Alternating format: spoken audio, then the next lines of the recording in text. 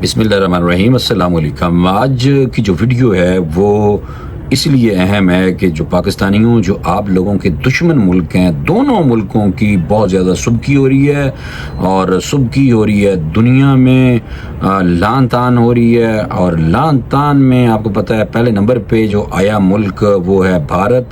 क्या क्या हो रहा है ये आपको मैंने बताना है। और इसराइल में बेसिकली गलाजत जो है, गलाजत के जो ढेर हैं, जो गटर लाइनें, पाइप हैं वो फट गए हैं, वहाँ पे बदबू फैल चुकी है, ये आपको बताना है।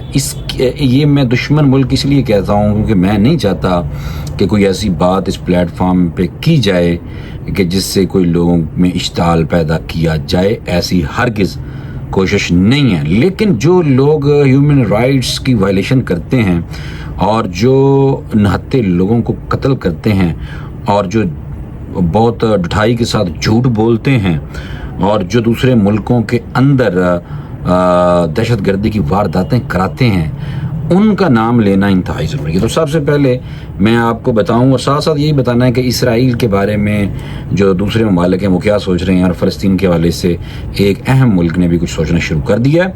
ये सारी बातें हैं जो आपको बताई जाएंगी और मनोवन सच्ची खबरें। और आपका फ़र्ज़ बनता है कि इस चैनल को फौरी तौर पर आप लोग सब्सक्राइब कर लें अगर आप लोगों ने नहीं किया तो। सबसे पहले वड्डी सुबकी बेइज्जती हो गई है, वो ये है कि जो गुरपतवंत सिंह जो पुन्नू हैं, जो खालिस्तान तहरीक के जो तंजीम है ना, सिख फॉर जस्टिस, उसके रहनुमा हैं। पाकिस्तानी मीडिया पे भी और वैसे भी सोशल मीडिया पे बहुत एक्टिव नज़र आते हैं। उनके ख़त का जवाब उनको ख़त लिखा है ट्रंप ने। उलट गेम हो गई है, ट्रंप ने जनाब उसको ख़त लिख दिया है। सदर ट्रंप का गुरपतवंत सिंह पुन्नू को ख़त खालिस्तान जो तहरीक है उसको तक़वियत मिली है। और खालिस्तान का तो आपको पता ही है कि सिख अपना मुल्क अलग चाहते हैं, खालिस्तान बनाना चाहते हैं, बड़े अरसे से बड़ी जानें दे चुके हैं। बहरहाल सिख भाई, अमरीकी सदर डोनाल्ड ट्रंप की जानब से खालिस्तान तहरीक के हामी और तंजीम सिख फॉर जस्टिस के रहनुमा गुरपतवंत सिंह पुन्नू को भेजे गए ख़त ने भारत की सफारती हिकमत अमली को शदीद दचका पहुँचाया है। भारत की सुबकी हुई है, भारत इस पे नदामत का इजहार हुआ है। उसको खालिस्तान तहरीक को आलमी सतह पर भी एक तक़वियत मिलती है जब एक सुपर पावर का सदर, और वो भी ट्रंप, तो अगर ख़त लिखता है उसको तो इसका मतलब क्या हुआ कि वो जनाब इसको तस्लीम करता है इन लोगों की जद्दोजहद को।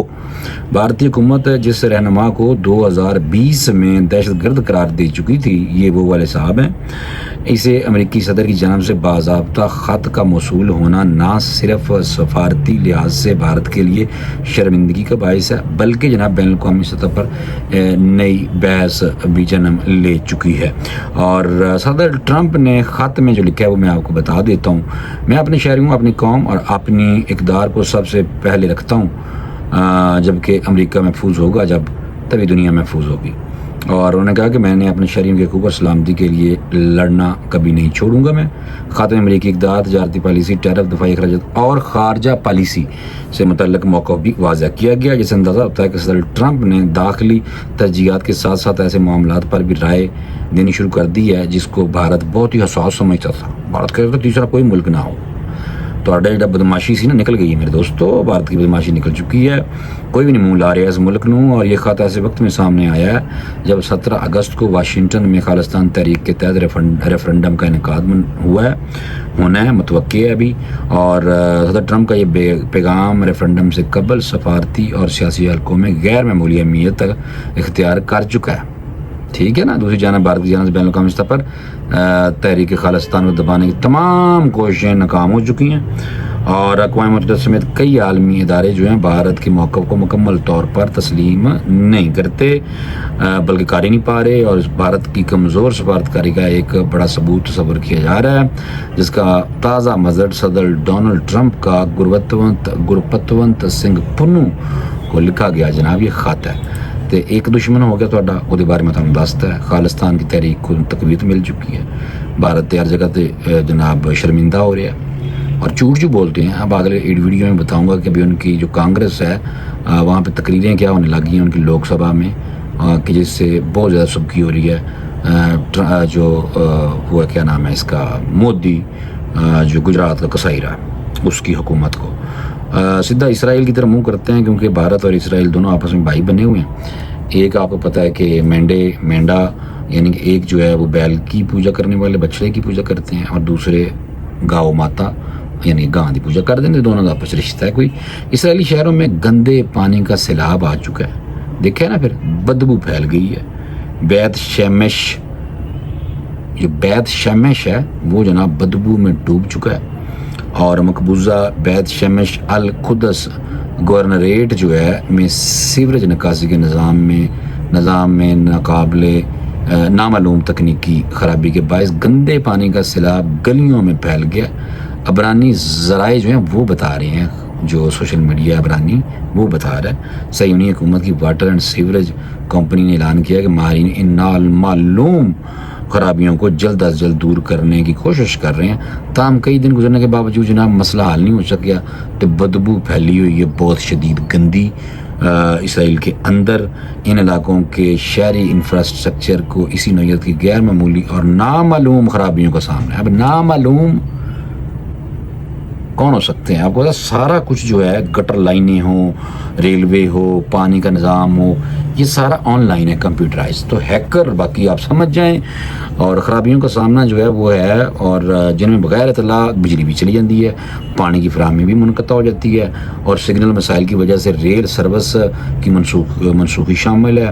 ان مسائل کو عوام میں شدید غصہ پایا جا رہا ہے اسرائیل کے اندر کہ کون کر رہا ہے تو کوئی ہینڈل کیوں نہیں ہو رہا، اور ان علاقوں کے متعدد شہریوں نے سوشل میڈیا پر اظہار خیال بھی کیا ہے، اور حکومت کو انہوں نے آڑے ہاتھوں لیا ہے کہ بڑی طاقتور حکومت بننے تو پلے کھ نہیں، اور لیکن یہ نہ تو اپنے شہری انفراسٹرکچر کا انتظام سنبھال سکتی ہے، اور نہ ہی ان حادثات کی اصل وجہ تلاش کرنے قابل ہے۔